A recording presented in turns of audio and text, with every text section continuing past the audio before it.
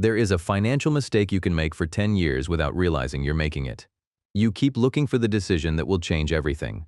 The better investment, the bigger income, the side hustle, the business idea, the stock that takes off, the opportunity that finally moves your finances forward. But while you're looking for that one big move, something much less exciting is happening. You're making hundreds of tiny financial decisions, and those decisions are quietly becoming your financial life. Think about the last time you made a good financial decision. Maybe you invested some money. Maybe you saved instead of spending it.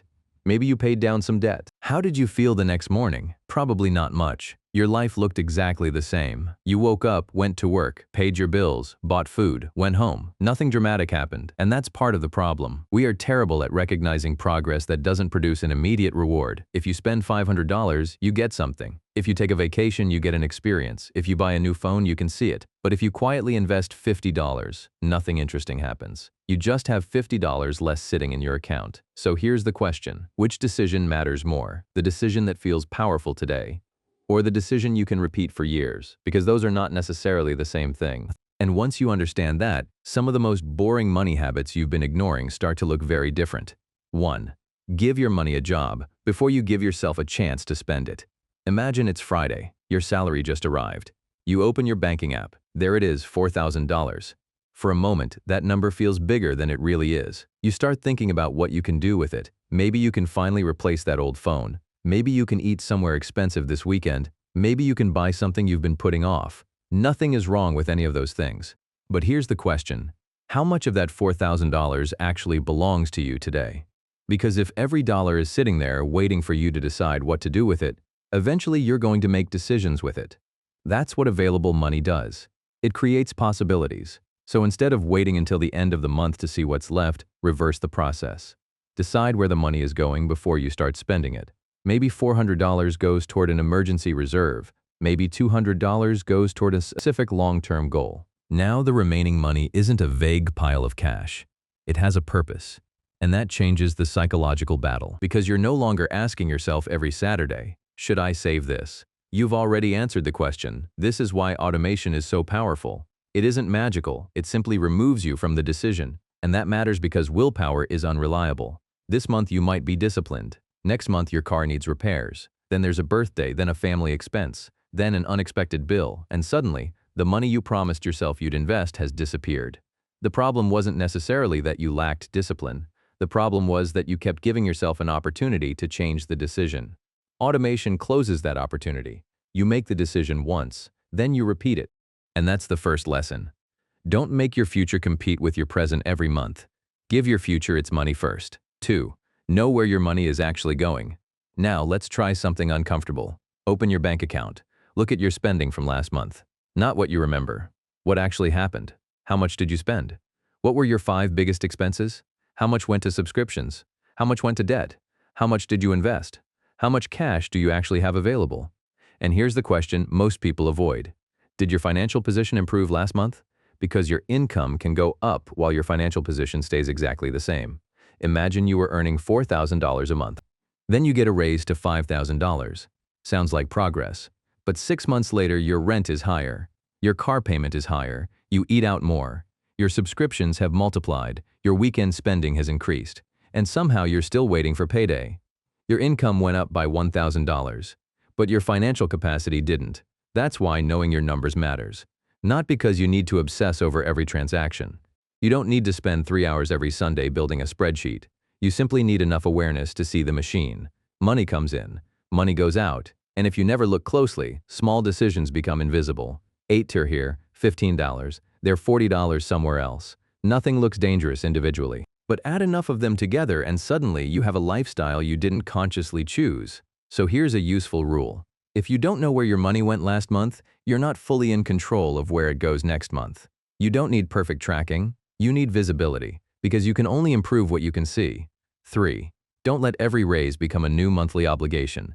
Now imagine your income increases by 30. You should enjoy some of that money, seriously. You worked for it. But here's the trap. Your income increases once. Your lifestyle can increase permanently. That's a very different thing. Suppose you receive an extra $500 every month. You could spend the entire $500 new apartment, new car payment, more restaurants, more subscriptions, more convenience. And after a few months, the raise doesn't feel like a raise anymore. It just feels normal. That's lifestyle inflation. But here's the more useful way to think about it.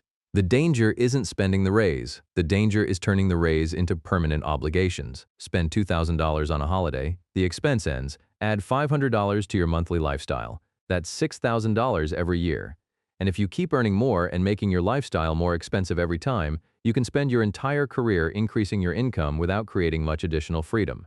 Now try something different. You get the same $500 raise, you allow yourself to enjoy $300, but you keep $200. That's $2,400 every year. Over 5 years, that's $12,000 before considering any investment returns. Now the raise is doing two jobs. It's improving your life today, and it's improving your financial position tomorrow. That's the gap you want. Not misery, not extreme frugality. Just a growing distance between what you earn and what you permanently need to maintain your lifestyle. Because that gap is where your financial flexibility comes from. So the next time your income increases, don't ask, how much more can I spend? Ask, how much of this increase can I keep? That one question can change the trajectory of your finances. 4. Being able to afford something doesn't mean you should buy it. Here's another test. You have enough money to buy the car so you can afford it, right? Maybe. But can you afford the insurance, the maintenance, the fuel, the registration, the financing, the opportunity cost? That's the part people often forget. The price tag isn't always the cost. The same thing happens with houses, phones, holidays, and subscriptions. You look at the purchase and ask, can I afford this? A better question is, what does owning this thing require from me after I buy it? Because some purchases end when you pay for them. Others create a permanent stream of expenses, and even when there are no recurring costs. There's another question worth asking. Is this actually worth exchanging my money for? That's different from asking whether you want it. Of course you want it. That's why you're considering buying it. The real question is whether the value you receive is worth what you're giving up.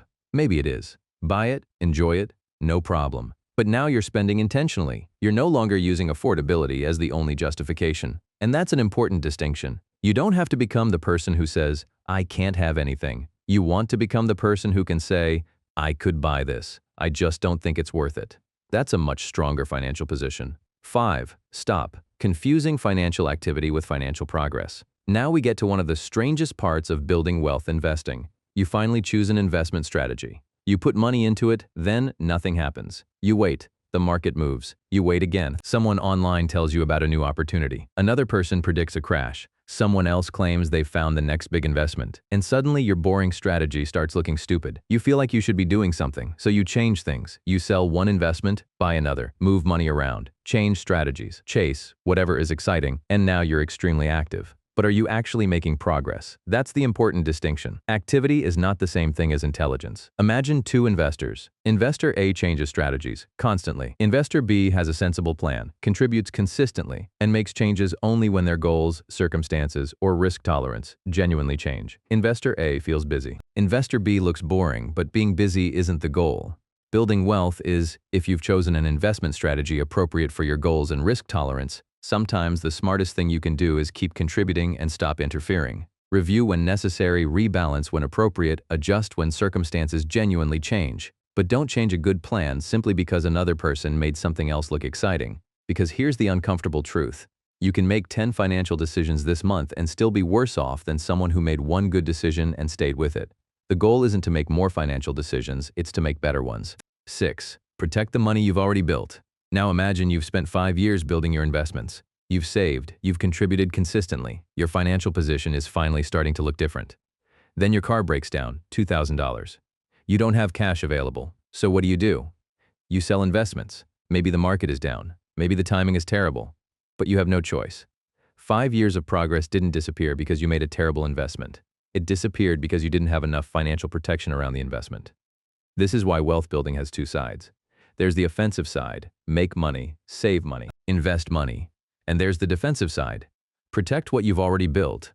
Emergency reserves aren't exciting. Insurance isn't exciting. Paying down expensive debt isn't exciting.